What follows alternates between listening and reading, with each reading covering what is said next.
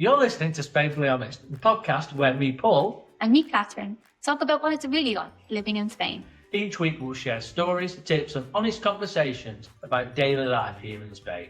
The good, the bad and everything in between. Whether you live in Spain or you're thinking about moving or you just want to know a little bit more, you're in the right place.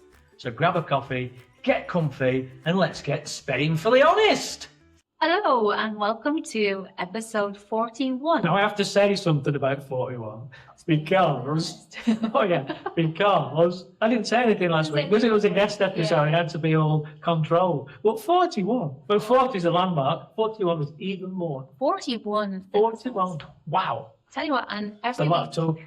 As well, it's like the numbers, it's like they're compounding now. It's like shooting up, like the numbers of people listening. Yeah, you can really see weekly it's getting bigger and bigger. So thank you everyone for listening. Yes, thank you. For some reason in the last week you've had a lot of people from South Korea listening. Not sure why you're in any groups. Korean group.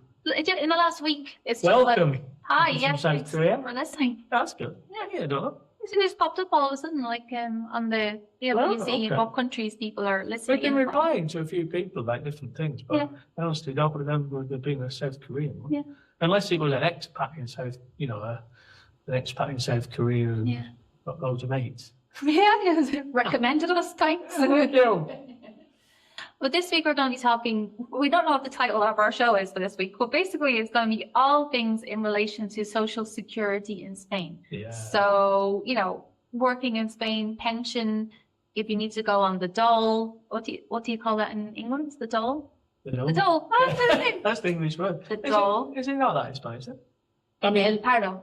Paro, yeah. Yeah. It's not what we call it, the dole. Yeah, the dole. Yeah.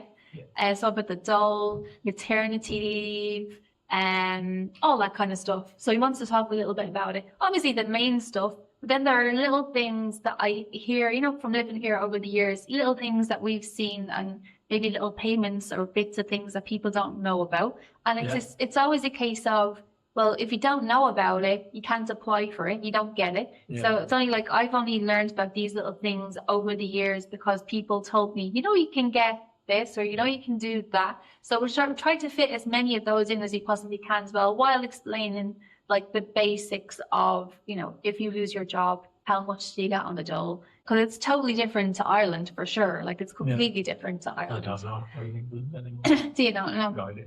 So all that kind of stuff is what we want to do. One thing we're not going to do, and we're going to do another episode, so I think it'll be 2 weeks away because we've got one next week about Barcelona. Oh, looking forward to that. So the week after we'll do the one about being self-employed. Yeah. So autonomous. So that won't be in this one, but listen to that. Yeah. And there's a couple of things that we might touch on today in relation to the dole, but that I will explain in more detail when we do the self-employed in Spain. But I'll tell you that when we get to it, because some of them link together. But we don't want to be going on for a long episode. No, they can be separated. Yeah, I think so. Yeah. It's worth listening to both. Definitely. Yeah. Anyway, before we get started, how was your week? Well, I said to you when I came in, this has been the first week I've questioned living in Spain ever in nearly 30 years. Just got to me. And it is related to what we're talking about today. And we were just saying, why do you think it's different from the UK? I think it's because of the language, I do. Yeah. That you don't hear about things the same way when it's your second language, because I don't sit and watch the 6 o'clock news. I don't, which I would do. Even if I was just having my tea, it was on in the corner. I don't have English television, so I don't hear those things.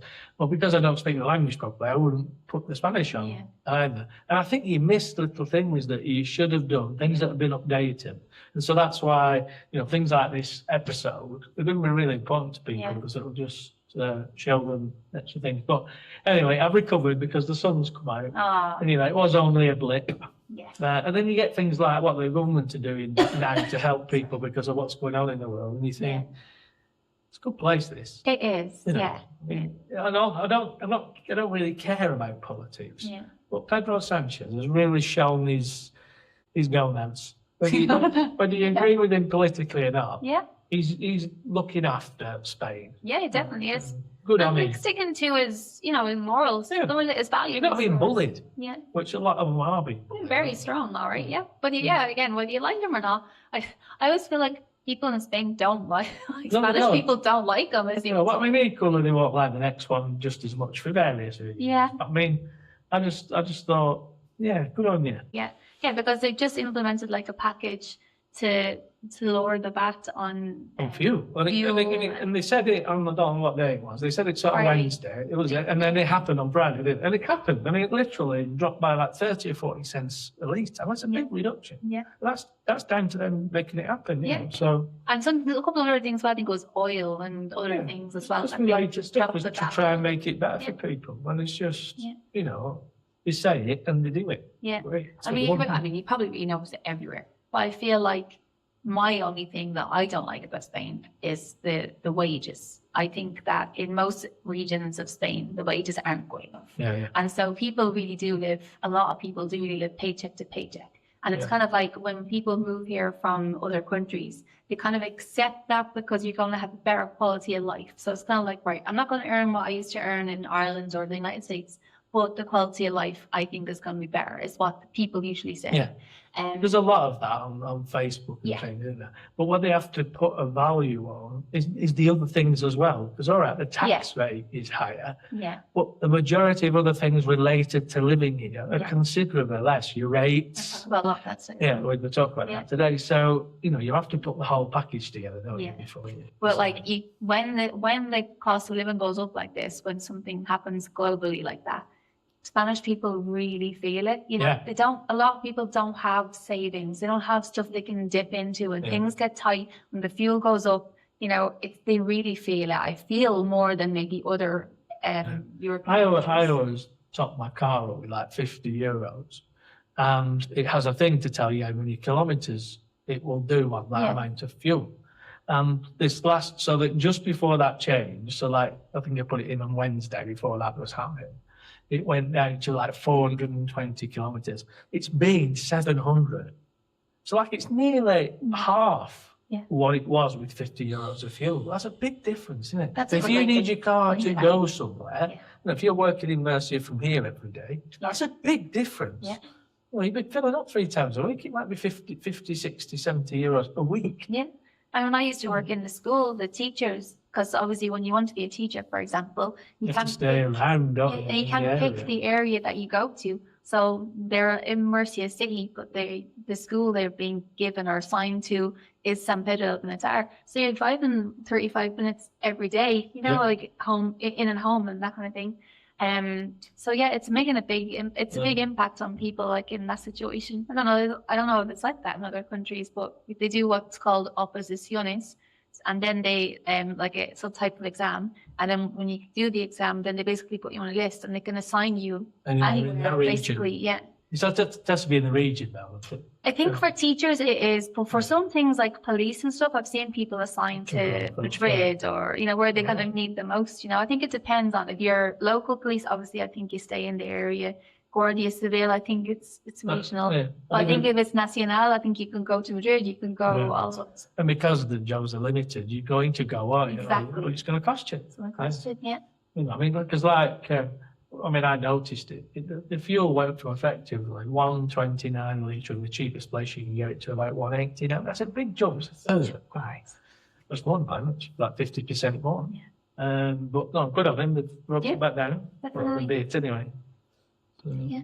Well, I had a better week than Hey! Come on. Paul. It was Max's birthday, so it was Yeah. all celebration and lovely stuff, you know, Max. And it'll be like getting Presents. more and more into it, will he, as he gets Yeah. older? I mean, he's Yeah. always been into it, but it's different, isn't it? Like Yeah. now he's like turning into a real little boy, you know, like proper little boy, so cute. Oh, God, I love him so much. But we brought the kids from his class, like this party, let's say. But he's kind of growing out of a little bit the ball centres and stuff. Yeah. And then we've been going to there's these new ones, which I'm sure again are everywhere, but here they've started going from the ball parties to the trampoline parks. Right, yeah. You know, so they have these massive trampoline, like the kind of ball parks, but like 3 times the size, and they're almost all trampolines. And there's like ball pools, and walls they can climb. That's become the rage around here now Yeah, as well. There's loads of Well, like you say, it's slightly different age, isn't it? Yeah. Yeah, but just at the last couple of parties, I thought it's like after the first half an hour, they're kind of getting maybe bored. Like the age they're at now, they're like getting a bit bored. So we thought, well, bring them to the cinema and have a burger. Like kind of their first grown kind of a birthday, you know. And I was just saying to Paul before we started, it was like we brought the gremlins to the cinema. They enjoyed themselves. I could have done a bottle of tequila when I was finished too. Oh my God, it was so much work. They were throwing popcorn. They were changing seats. One of them had a cough. And so when he was coughing, he was like shaking the seat a little bit. So all the rest of them then decided to shake the seats when he was coughing because they wanted to shake their seats in the same way as him. Anything you could think of. Oh my Lord. And then Was that in Dustmarrow? in Dustmarrow, yeah. And then we went and brought them out for a burger afterwards, which was just me. It was manic. I had to give them, after a while, I had to like give them my serious voice. I had to be serious, yeah. And you'd listen. If you heard Catherine's serious voice, you would listen. And they did listen. Yeah. So it was a little bit better. I mean, I wouldn't say they were fully controlled, but they were less animal-like. So were you the only adults there? Or you the parents? Because sometimes the parents go, no. Yeah, they just, because they're at the age they're at, they tend to just drop them and go now. Yeah, when they're younger, they'll stay. Yeah, they were like running out of the cinema. Dropping them off, and they were already back down the escalator. So they'll be like, bye. No, they're lovely. And but they dropped them off. We brought them into the cinema, and then we said that we're going to bring them for a burger afterwards. So come back whenever you want. The movie's over at this time, but they'll have to eat and everything. So a lot of them came back then, just as they were finishing their burgers. I know it was yeah. But yeah, so he really enjoyed himself, and we got him. He's there. We've been trying to like buy him things for his birthday that are like not screeny, because kids his age now are just obsessed with the screens, like And so we got him it's like a foosball table, but in four. So it's a pool table, a foosball table, air hockey, and ping pong or table tennis. And so you can change them, and it's pretty cool, and he loves it. We're practically having like a pool tournament yesterday in our house, but it's really tiny, so it's really hard because it's for Max's size, So we got him that and got other stuff as well, but that was like the main person, so he loves that. Good so, stuff. Yeah, it's really good. So yeah, well, I had a nice week. Glad you did. Yeah. Well, yeah. So now I'm gonna jump into our working title: Social Security in Spain. So, let's get started and talk about the benefits of having a social security number, and what it gives you, and what you need to do to get it. Yeah. And like we said, we'll talk about autonomo in a couple of weeks' time, but we'll mention it a little bit more. Yeah, well, quickly. Yeah. So, what is a social security number? It's an NAF, which is Número de Afiliación de Seguridad Social. Is that good, eh? Hey! I tell you, we're speaking more Spanish this week. Yeah. I've been swearing at them all week. What do you like this? So we'll tell you how to get one later on. That was it, really.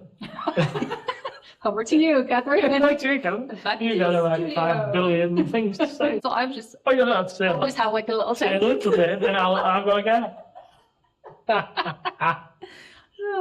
So, what are the benefits of having a social security number, and what will it cost you? Well, I'm so glad you asked that. Thank you for asking me that question.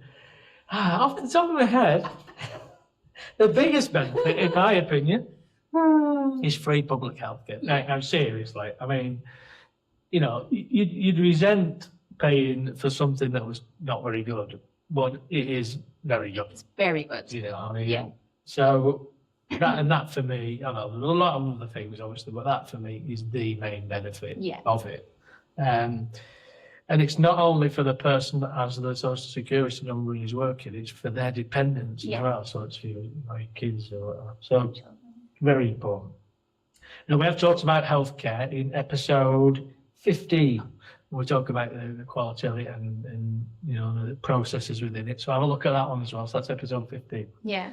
I spoke about in it as well about, you know, having my, because I had my 2 kids were born here in Spain. But I speak about in that episode about my experience of having kids in Spain.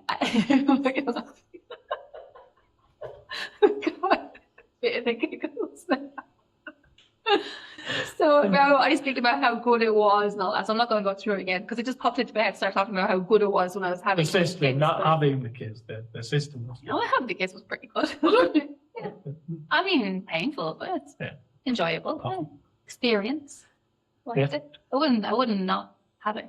That's a different conversation. Not have it. I wouldn't like to be the one who doesn't give birth. Okay, yeah. I loved it. Yeah.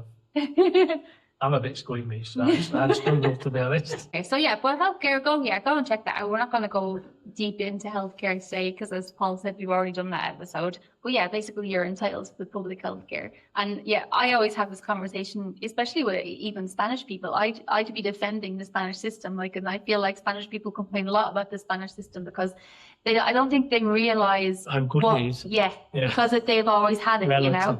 Yeah. So yeah, even me in Ireland is pretty good, but you still have to, you know, pay if you want to go to a doctor, and if you're going to get like I would say a recipe, not a recipe. What's it? Or to set that prescription. If you get a prescription from the doctor, I think you pay for the whole thing, 100%. But here, like when you get a prescription from the doctor, you're paying, I don't know, like 15% of it. It's tiny, like it's very little of the amounts that you have to pay.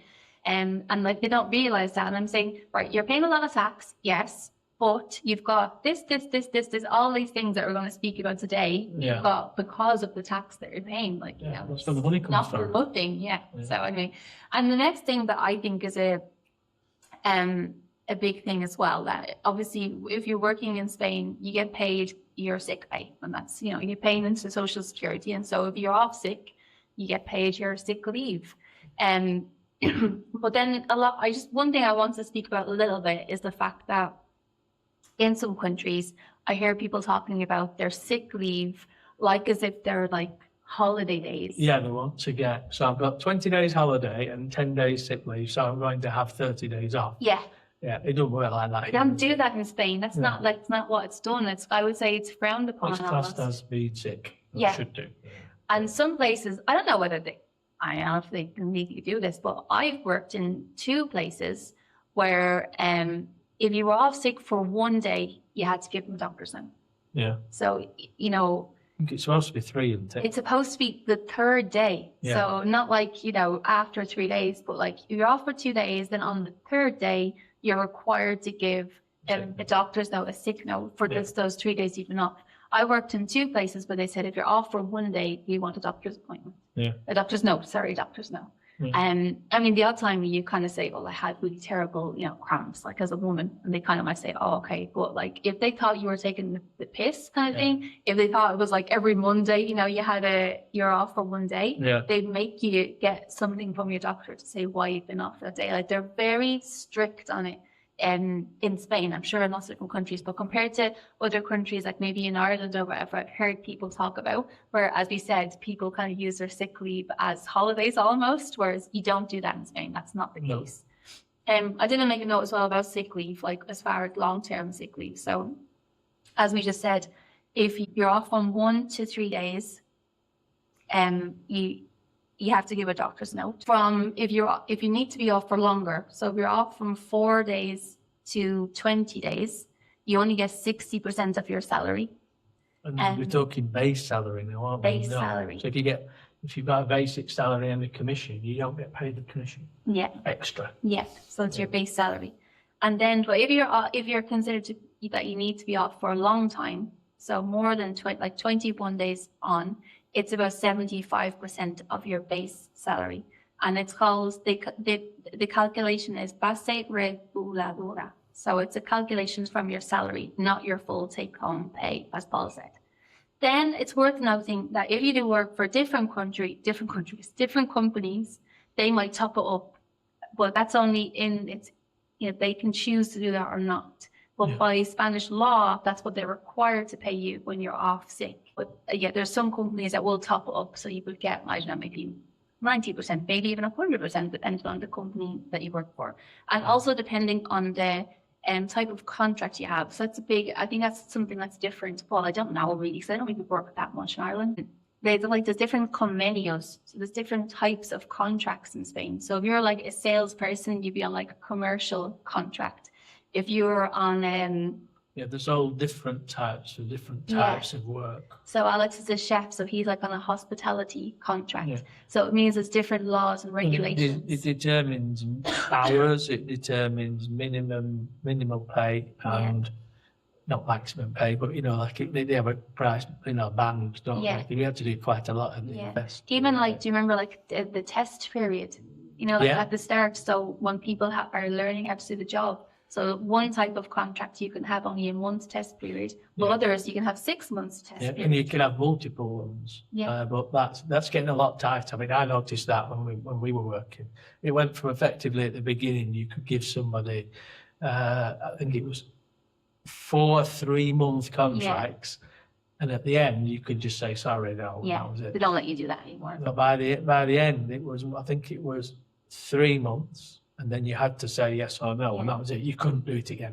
And again, this is different in every region in Spain as well. So I remember I worked for a big shop, like chain that was called Blanco at the time, a clothes shop. And they obviously had shops in Valencia, Madrid, all the place. And I was the one that was in Murcia. And the one that was in Murcia got a certain amount of things, but the people who worked in the one in Valencia, they had to get, like Valencia said that if they were driving a certain distance to and from work, that the company has to pay for their travel. So that was only in the region of Valencia, not in the region of Murcia. So like it differs in every region of Murcia as well, which is different to Ireland, of course. Because we had one store in Malaga and one in Murcia. They're only slightly different, but there were differences. There are differences. And but do be aware if you are starting a new job. I think in virtually everything they can do a 3-month starter contract, can't they? So that is quite common. So you're going for a full-time job and it says you got a 3-month first contract. It's a bit worrying if you're leaving another job. Because you're going from security to insecurity. You have to sort of trust yourself and have a look into the company as best you can. Because you could find they're just having a lot of 3-month contract people. Because then after the end of the 3 months, they can let you go without any cause. No comeback. So you have to be a bit careful of that. I suppose it's a risk whenever you leave a job for another one, but here it's more. Because the other thing that it covers, and I've not personally had experience of this, which I've understood recently, you'll realise in a minute, but some friends of ours have just had a baby in September, and Andy, so they arrived from Cuba 2 years ago, this February just gone, and they had Ian, baby Ian, quite an unusual name for Spain anyway, in September last year. So they've been here like 18 months when they had Ian. And Andy had been working for a Spanish, he's a programmer, he'd been working for a Spanish, something to do with Zara it is, in the background, their systems. And he got 16 weeks, which he was amazed at, because he'd only been there like, not 18 months, he'd been there at 12 months, but he got full entitlement. And then, which was great, I mean, because obviously they're here on their own, they've got us as friends, but they've got no family here, so they have to look after a newborn. It's the first child, and he got the 16 weeks. And then what was great, and this is what, when you get a proper company, you sort of realise that why they're proper companies. When he got to about 14 weeks or something, they said, you do realise because you've been on this, you haven't taken your holidays, so you need to have another 2 weeks before you come back because you need to take your holiday entitlement, you're not going to lose it. So, effectively at 18 weeks. And they honoured it, which is great. So, And then there's one of those things, and this is one of those little things that you don't know about until someone tells you you can apply for it. So if you're off on your maternity leave in Spain, you can also apply for, it's called a permiso de lactancia. So basically a milk permit. Right. It's paid time off work to feed or care for your baby after returning from maternity or paternity leave. So, and you've got a few options. So you can do it in different ways. So you can do 1 hour off per work day. And you can also you could even split that into 2 30-minute breaks. So the man can do this. A man can do this as well, yeah. To do what? Yeah, to go and care and feed the baby, I guess. I mean, obviously the woman's breastfeeding, it's going to be difficult. She'd have to express the milk and leave it ready for her. No, she don't. 30 days, every day she goes to make it over to buy a bottle of milk. Yeah, you can reduce your work day by 30 minutes. But the most popular one, which is what I did, is to accumulate the hours into full days off. So that means that you would usually, that's why people say they have their milk days, their días de lactancia. You take an extra block of extra paid leave. So it works out at around 12 to 15 working days if you accumulate them. And it's up until your baby is 9 months old, sometimes extended to 12 months. So basically, I was off for 16 weeks. And then Carlos said to me, do you know you have milk days as well? And I was like, no, didn't know anything about milk days. I didn't have them with Jamie. So, but I think that it came from the thing that women had to breastfeed, right? And then, so they kind of needed to go, even when they went back to work, they were still having to go and feed their child, like from back in the day. Right. And over time, it's adapted with, modern times, and it's still available to get. So you can get your días de lactancia. So yeah, it was great. I was coming towards, so I did that. I had my maternity leave, then some holiday days. And then as I was just coming to the end of that, about a week away, and I was like dreading coming back to work, no offense, but I didn't want to leave the baby. And Carlos said, but did you get your milk days? Let's just keep calling them that. And I was like, no, what are they? And anyway, so he did that, and I went for it and got another 15 days off. It was like another 2 weeks then. I felt like another month. It was like, 'cause I had another week, and then it's another 2 weeks on top of it. Yeah. It was lovely. It was great. So yeah, I feel like... I think that's been those days, but not quite as favourable as you. I think they were the worst days of my working life when you weren't there. Seriously. I hated it. Come back, that's right. Bring him in. You can stay. I'll build you a crash. Just get back to work, will you? Carlos is there. Did you know we were like, Carlos? Shut up, fuck up, girl. I was so depressed going back to work, unreal. But once you're back, though, you kind of get into it. It's just, I think, the thoughts of it. Well, yeah. Go. But yeah, so yeah, that's one of those little things that I'd never heard about until at that point I'd been in Spain for how many years though? There's all these company owners now switching off. Yeah. Oh, shut up. Yeah. Everyone are going to know their rights now. 9 years ago that was. So I was in Spain about 15 years, and I never heard about the permiso de lactancia, which is why I think all these little things. I'd go back to employers. They didn't have me milk days. Yeah. You got 7 kids. Yeah. A year off. There you go. Oh, right then. Go for it. So what's all this going to cost you though? If you're working, all these lovely benefits.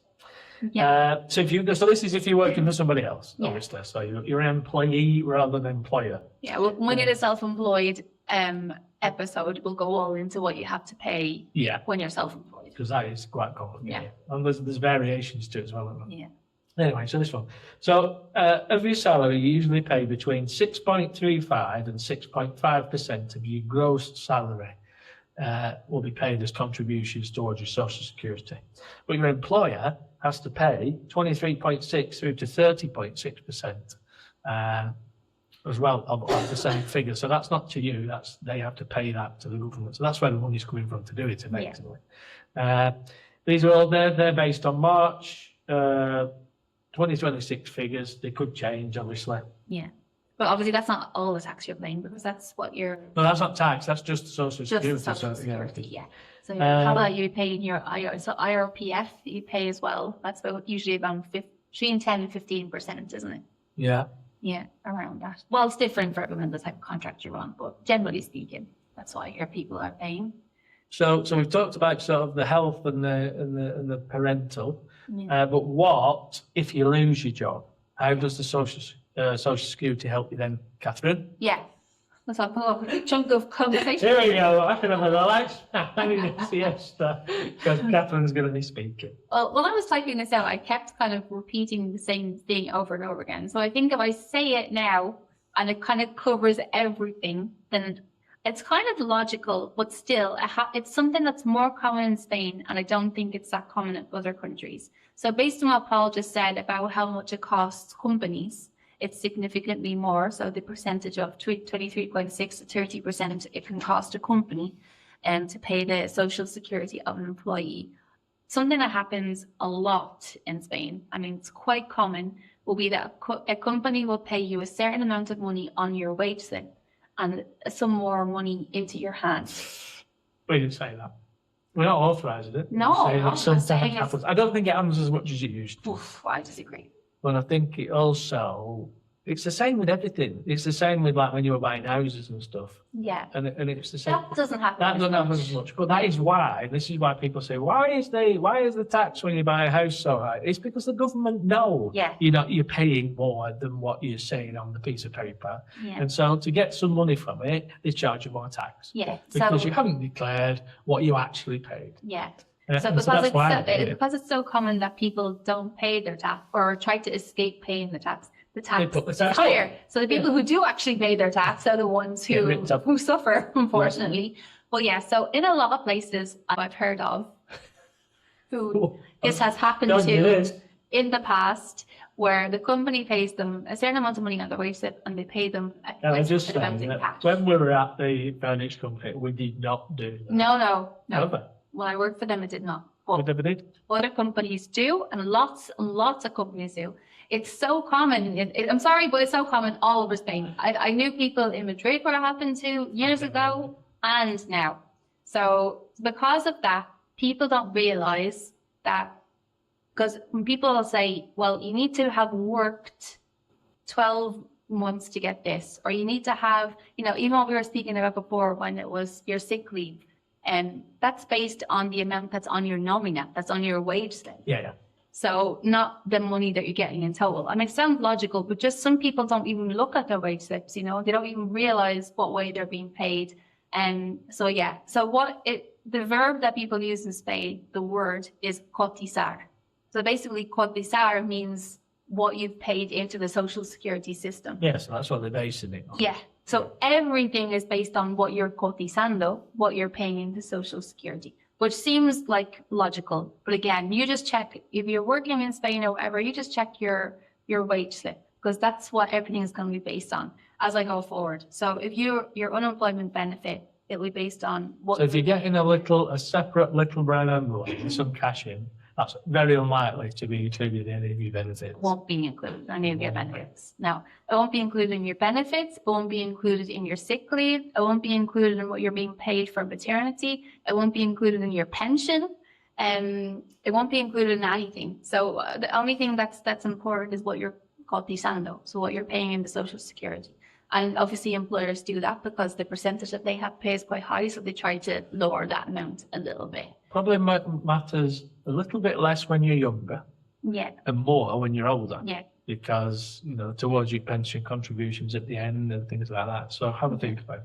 I We say, as part of, but to be honest, you should do it all officially. Well, listen, I do think, I always say to people when they kind of, in the past, people have said it to me, I always say, well, they go, oh, I'm not getting this into my hand, or this is, I'm like, yeah, but you're only cotizando, you're only getting into social security, you're getting less. So if you ever lose your job, or when you go for your pension, that you're not cotizando enough, you're not paying enough into social security. Even things like on your CV, you can't show the other figure. Yeah. So you go for another job, you think it's a better job, and you're officially 15 grand in Yeah. a new job. You want 45. Yeah. It's a big jump, and they're Yeah. going to say, oh, we don't really need to pay them that much because they Yeah. weren't getting that much before. Exactly. Well, and it's super important when it comes to your unemployment benefits. So obviously what Paul was just saying, what happens if you lose your job? So in the unemployment benefits, they call it, like in Ireland we say the dole, but in Spain they say el paro. So that's the stop. So that's what it's called in Spain. And again, you have to have worked and, very importantly, paid into Social Security for at least 12 months to be able to be entitled to get the unemployment benefits. So if you're getting paid into your hand or whatever, it's not going to help you at all. But even if you've worked for 12 months, that only guarantees you a portion of your unemployment benefits. To be able to get the full entitlement, you have to have worked for 18 months, or you have to have paid into Social Security for 18 months. So if you worked for 12 months, you'll get some, but you won't get the full quota. Yeah. So if you worked for 18 months, well, then you get the first quota. You get the full quota, sorry. And then how it works in Spain, which this is totally different to Ireland, or at least different to Ireland when I was there, is they don't want you on the dole forever. They want you motivated the whole time to come off the dole. So the first 6 months, you get about 70% of what was on your wage slip. You get about your base salary. So you get 70% of your base salary. And then after that, you get about 50%. Again, Well, there's a maximum, isn't there? a little, yeah, there's a maximum. Yeah. You don't get automatically get 70% on the base. Yeah. You can get up to that. Yeah. But the base figure is considerably less than that, if you really. Yeah. So yeah, but there is a max, and it's based off, they Like calculate it off 1400 or the, something. yeah, they calculate it. I think it's not a little bit because they upped the minimum wage. Right. But it's calculated off the minimum wage. So I think it's close to 1,500 now, but you'd have to be earning like, not Yeah. many people in Spain could get that. But again, you have to make note that in some situations you can be entitled to more depending on the company that you worked for. And again, that convenio that we spoke to. So that type of contract you were on. But that's the kind of like the basic way they do it. So first mixed 6 months, you get 70% of your base salary. Then after that, it's about 50% of what was on your base salary. So if you were only getting a certain amount on your wage slip or and a bit into your hand, it's going to be 70% of what's on your nómina, what's on your wage slip, Yeah. or 50% of So what's it on could be your a wage big slip. shock. It can be a big shock. Yeah. So just you have to keep it in mind. So I've seen people being totally surprised by that, they weren't. Yeah. Because I know a lot of people really do keep an eye on their wage slips, Especially if you're doing things like seasonal work as well, because you get paid during the summer. And if you think, oh, I'll have a lot of this in my hand, and then in the winter, you're going to be on your Yeah. own. You're not going to get very much I'm out not in the get very winter. much told, no. Okay, what's next? Yeah. Oh, yeah. And one thing I said, just in case people haven't heard the phrase, but I'm sure they have. But in Ireland, in English, we say, you get the cash into your hand, like cash in hand. In Spain, they say en negro, so in black. Yeah. So you get the money in negro. Oh, yeah. So then basically after 18 months, so you only get about 50% of your base salary for 18 months. So at the end of 18 months, the first 6 is 70%, the rest of it then is 50%. At the end of 18 months, it's over. Then you move on to what's their minimum. So basically the minimum amount that Spain are kind of required to pay you if you're looking for a job longer than 18 months. Whereas I think in Ireland, it just goes on and on and on. It's called like job seekers benefits or something like that. But in Spain, they're always pushing you off it, and so after 18 months, if you still haven't found a job, you get, I think it's come up now. I wrote down 480. No, it's still that. Is it still that? Yep. So €480 per month is all you'll get. And this is we spoke about in a previous episode, the IPREM, how people calculate. Now, I think it was in relation to the visas we were talking about, how to calculate. So this is the same thing. So it's 80% of the IPREM. Yes, it's not the basic wage, it's what they say is the basic you need to live effectively. So they're very similar, actually. They're quite close, but yeah. In English, it's like Spain's reference income level. That's what they say. So so think of that, €480 per month. You're not going to get much with that. Yeah. And it even comes with conditions. So you usually need to be unemployed and registered as a job seeker, have a low income, generally under 75% of the minimum wage, and in many cases have family responsibilities. But still, it doesn't last forever. It lasts for 30 months, but it's done in blocks of 6 months. So you have to keep reapplying for it. Yeah. So it's not even like a comfortable 400 there is a caveat to it. When you get over 52, there's a new convenio. Yeah. That it then becomes yearly, based on your renter.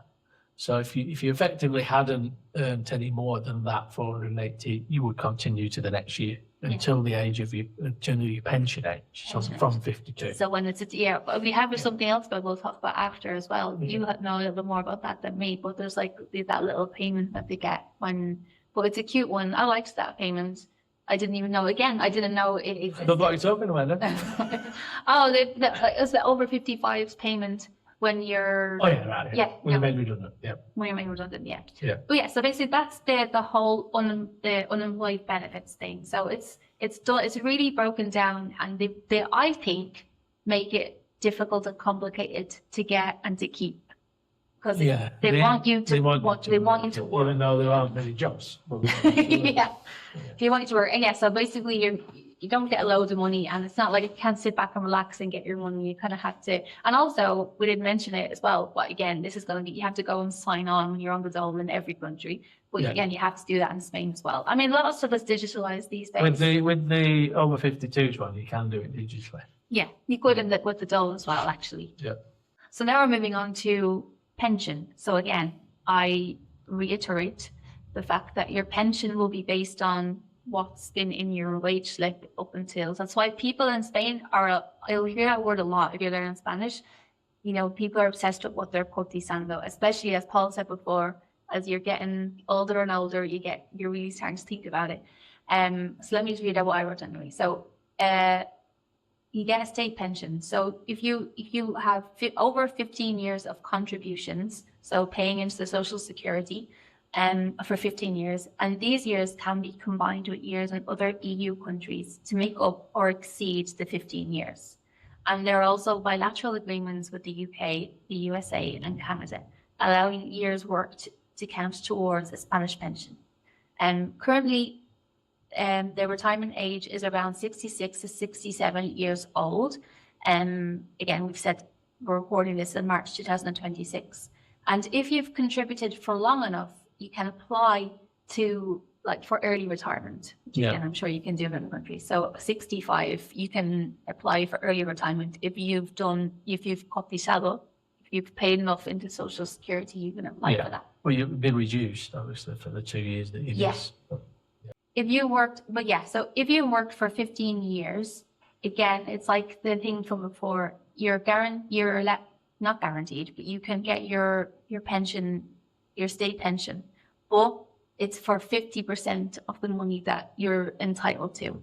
So if you worked for more, the more you work, then you're entitled to, you get closer and closer to your 100% that you're entitled to. So you would need to work from around 36 and a half to 37 years to get your full entitlement. Which I mean, I imagine most people would. You know. Well, that's combined now. If we're talking about expats coming over, does that be combined Spanish or English? Yeah. Or if, for people like me, I came over here when I was 19. You know, did you have any before then? I did. I worked in for Debenhams, so I worked in Dublin. Yeah. I did. I did from 16, little bits. Yeah. Then that's lovely. Came just on 30, so I had 10 years of proper contributions. Yeah. So then they always say that you have to keep some things in mind. So if you had long periods of not working, it can reduce your average. Part-time work lowers your so it's lower contributions into the social security, to keep it in mind. And then also it's the amount that you get paid is based on your last 25 years of working. So that's what the amount will be based on. So they'll calculate what you got paid in the most recent 25 years towards the end of your work life. So if your salary increases later on in your career, well, that's obviously a good thing. Or if you cut down, you say, I don't want paying in cash anymore. I want to declare it because for the future it'll be better for me. Yes, to keep it in mind. And again, I highlighted cash on hand payments doesn't exist for pension purposes. It won't be included, of course not. But I keep saying it's completely logical, but just to keep reminding you that won't be taken into account. So but another little thing that we saw from living here and speaking to different people, something that we have come across is the fact that if you were made redundant, over a certain age, over the age of 55, the company who makes you redundant have to pay your social security contributions for your pension up to 63. Up to 63 to make sure. So their date's currently. Yeah. Because it's accepted that it's going to be hard for you to find a job at that age, and so the company making you redundant has to pay those contributions. Yeah. Good for your Bob as well. Yeah, it was. Yeah. And the thing with that is that if you do get another job, the government have to give that company that money back because obviously it will be paid by the new company. Yeah. But if you can't find one, then effectively you've been paid up to 63, so that adds on to your years. And the wage that you've been paid in that company is the wage that they base. Yeah, so it's your last salary. Yeah. So that's, shouldn't really say this, but it's not a good idea to take a low-paid job at the end of your working career. Yeah. Because it dramatically affects your final salary. So Well, it's worth keeping in mind. You have to know these things, like, because people end up getting like a terrible nice salary for a time in their life when they're trying to work harder. Yeah. And then you go to get your pension and you get like a shock because you don't realize that all of these things need to be taken into account. Yeah. So after we've depressed you at the end of the conversation, how do you go about getting it? So how do you get a social security number to be able to apply for all those things? So one thing we've said this a few times. We said it in the work one. I think we said it in something else as well when we were talking about different things.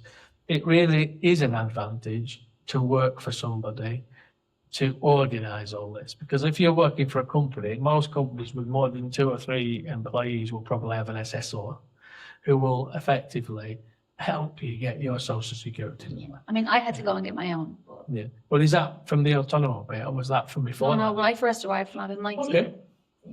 So. And it was just a normal place. It was like an Irish bar. So if it's not the case that you're going to join an employer that has loads of employees and has an assessor that can help you, then this is how you need to do it. You might be able to help a bit more than this because I just sort of wrote this down. Yeah. See if it's still true, isn't it? You have to go in person to the office Tesorería General de Seguridad Social. Yeah.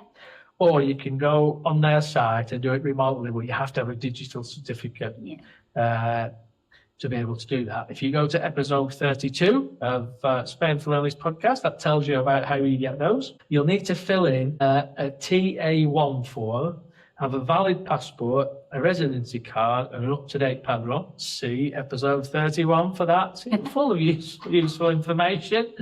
Episode 31 to get your padron or renew your padron. And a contract or an official letter of intent from a future employer. So you need those things to be able to get your own social security number. And obviously, we did an episode on visas as well. You need the appropriate visa as well. Yeah. So I don't like giving my thing too much because I'm Irish, and also it was 23 years ago. Yeah. 22 years ago. Well, I went and got mine, so it was different then. Yeah, but basically, me too. I mean, I got mine. So I got mine when the UK was part of the EU, so it's different now. And it was like 30 years ago, and effectively, it was so easy then because it was just we were setting up a company. Jane's uncle was becoming autonomous and he needed employers. Well, you had to have an assessor to set up the company, and he just did it. Just did it. Just did it. He just went and signed a piece of paper, and that was it. Well, I went to the Tesorería General de la Seguridad Social, the TGSS, office in Madrid. But I didn't even need to have my NIE number, my Irish passport, the letter from the Irish bar to say that they were going to hire me, and a bank account I needed to open first, of course. Yeah. And I went and filled in that form. They gave it to me when I went to the office. So they said, here's a form, fill it out. Went back up with my passport and the note from the Irish bar to say that they were going to hire me. Yeah.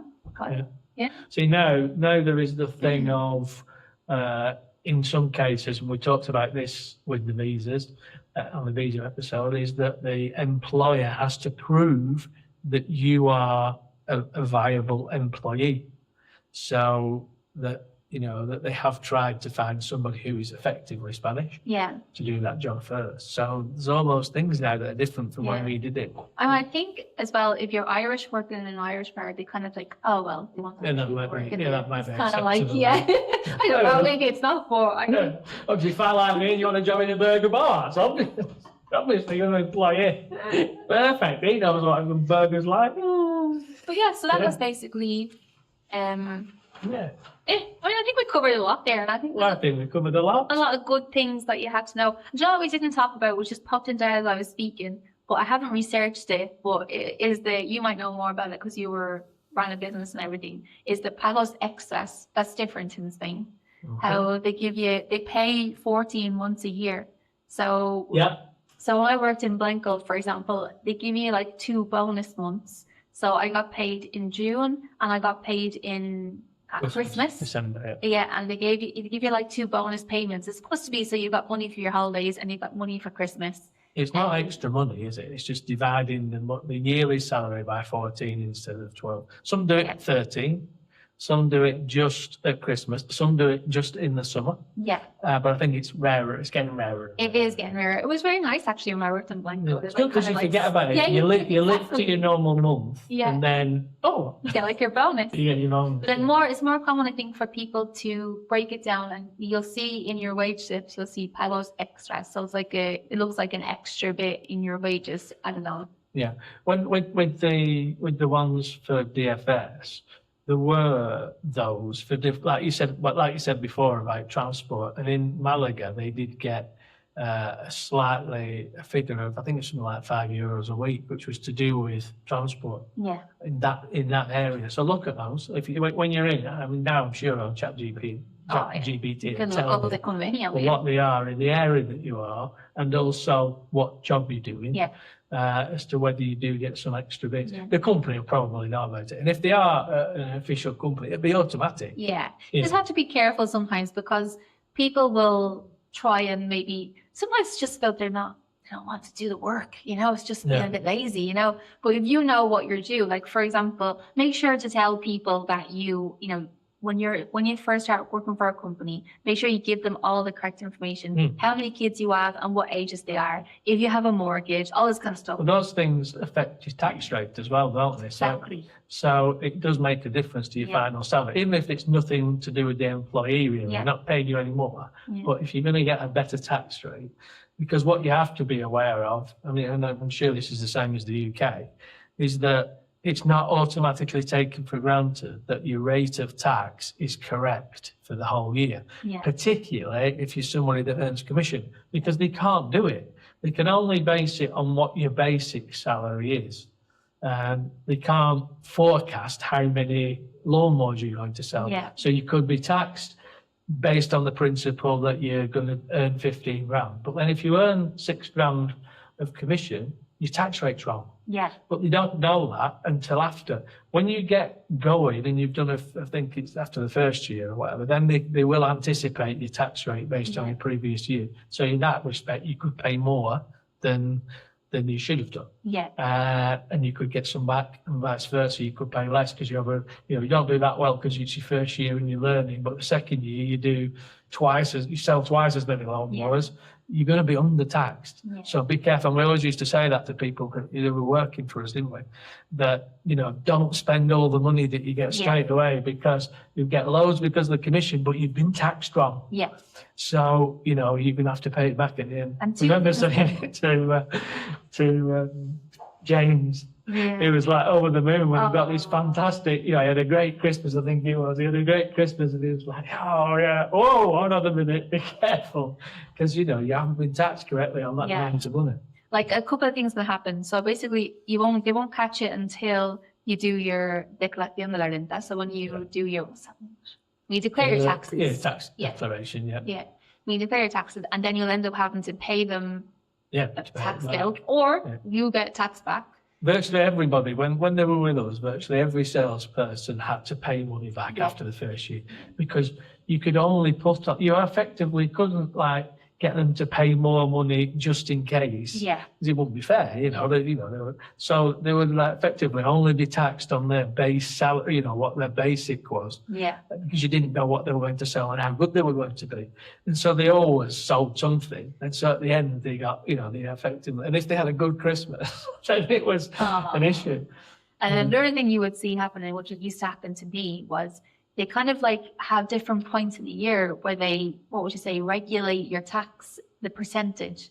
So sometimes in January, you might see your IRPF is 20%. But then if you get to October and she's paid all the tax she kind of needs to pay, it'll drop right down to 5% for the last. If you've got a good assessor, they will try and fluctuate it, won't they, to get it so that by the end Yeah. it's zero. You kind of know what you need But to it's do. hard. It's hard without a history. Yeah. For them, to guess it. But they do get the fluctuations in the business, that when with our one, he knew that people would earn more at Christmas, and so they sort of put it up You and put put it it up. up. And you hardly notice. You don't notice as a person Yeah. what you're getting, but then, the biggest shock is like after the first year, and suddenly you've got to pay 3,000 Yeah. euros back, that you haven't saved. Remember if you get like a raise, then all of a sudden your tax goes up. Yeah. And you're like paying more tax, and you're like, well, I didn't get any more money. I'd get like an extra 50 quid for this raise. Kind of thing. So all those little things will happen as well. And the reason why I mentioned the kids as well is because in other countries, you'll get like a benefit if you're like a single mother, or you'll get a benefit if you're, different things. Yeah, But in Spain, they put it all in and they use it to calculate the tax you should pay. So you don't necessarily get like a payment per month per child, but you get like your tax is much lower. So it's kind of, There's a benefit for bigger families, isn't there? there is that. There's Yeah. if you've got 3 children or more, so it's worth thinking. Yeah, there you go. It's a crack on. Yeah, loads of stuff. We spoke about that in another episode. Hey, It was free buses. the Padron episode. Yeah, free school books or reduced school book. Loads of things extra. But one thing you do get in your wages without having to, you shouldn't have to apply for it, is if you have kids that are going to primary school. So that's from 1st class until 6th class. And I don't think it's for secondary school. I don't know why. And it's not for like when your kids are in infant years. So for those first and the baby years. So when they start going into what we would say 1st class in Ireland, up until 6th class of primary school, you'll get an amount of money from the government to give you something off the school books that you've had to buy. So if you've told your assessor or the assessor of the company you're working for that you have 3 children, I think it's like, I don't know, 50 quid or something. But still, it's a nice little surprise. It's usually like the month after, so in October, in your wage slip, you might get like, if you have 2 kids, 100 quid in your wages, But there are little things like, I know people who don't get that money, but they should get that money. So just to know to look out for these things. Yeah. And sometimes it's not the company trying to avoid it. Sometimes it's just, you haven't told them that you have 2 kids, or you've already started working for them. A lot of people in the actual company, if they're using an assessor, won't know. I mean, it's just left to the assessor to do. But they won't know unless somebody tells them. Yeah. So once they have all the correct information, you should get everything you're entitled to. But yeah, so hopefully that was helpful. Yeah. Yeah. And then if we do the other one, so not next week, but the week after, we'll do the one about being self-employed. Yeah. And obviously there'll be some overlap with some of the things we're going to say, but we'll try and make sure there's not too many. Yeah. Because it's something to keep you interested. There's something really cool you can do with your dole money if you are looking to go self-employed or sell a business. You can use that money in a different way. Hey. Which I've done, so I'll tell you. Here. Well, you haven't yet, but we will. Here. In 2 weeks. Alrighty. Hope that was Okay. helpful. If you have any questions, because we're speaking about it like because we know it, you know what I mean? So if we've kind of gone through something too fast and you want us to go back over anything, or just email us at hello@spainfullyhonest.com. Yeah, and it's working. It's going to be working by the time we watch this. We've had a bit of a problem, but it's not like Hopefully. fixed. Hopefully, yeah. Yeah. Tell you next week. I'll fix it. See you later. Bye.